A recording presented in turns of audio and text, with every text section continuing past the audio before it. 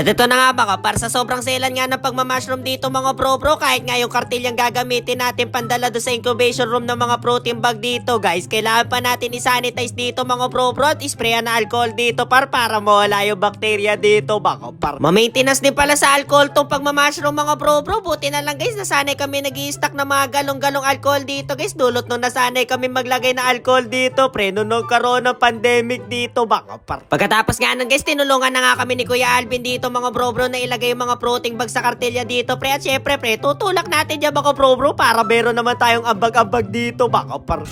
Robot niya.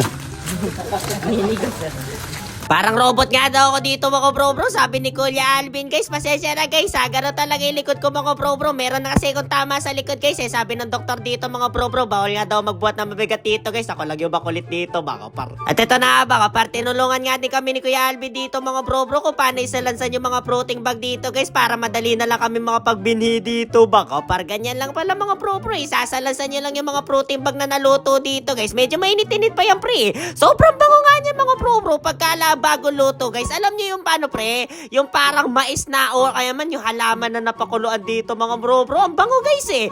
Siyempre, kusot yan mga bro. Ganun yung amoy niya pare. Alam niyo yung ano pre? Basta par di ko ma-explain. Ang bango pa. Tulong-tulong nga lang kami magpipisa dito guys na maglagay ng protein bag dito mga bro. Napakaswerte ko talaga guys sa mga pizza dito mga bro. Ang babait dito guys. Yun naman pre tinutulungan tayo dito mga bro. Kahit trabaho ko naman yan guys. Talagang maraming salamat sa inyo guys. Thank you.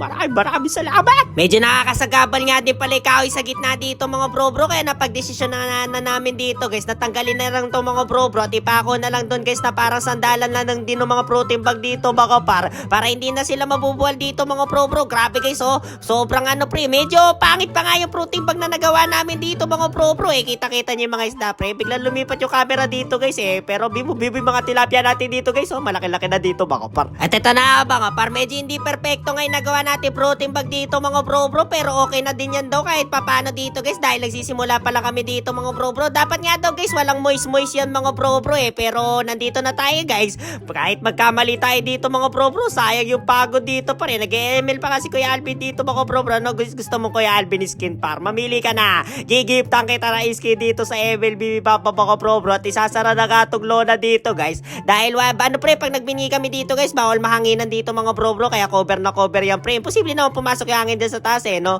Parang singawan na lang din siguro yung mga bro para hindi masyado mainit dito mga par. Medyo wala na kami tatrabahuin dito mga bro, kaya papahinga na kami dito guys, hintay lang na namin yung kinabukasan dito mga bro para makapagbini kami dito pre. At ito na nga yung mini fish pa natin dito pre sobrang daming ang dakwit mga bro kita nyo par, babawasan ko yung mga bro ayaw na ata nila ng dakwit dito guys noong nakaraan dito mga bro naubos nila yan guys nag-restock ako na marami dito mga bro, kaso nga lang hindi nila maubos dito mga bro kaya maraming salamat sa pagsaba sa walang kwenta natin content ngayong araw dito mga par. Yun lang, bye bye.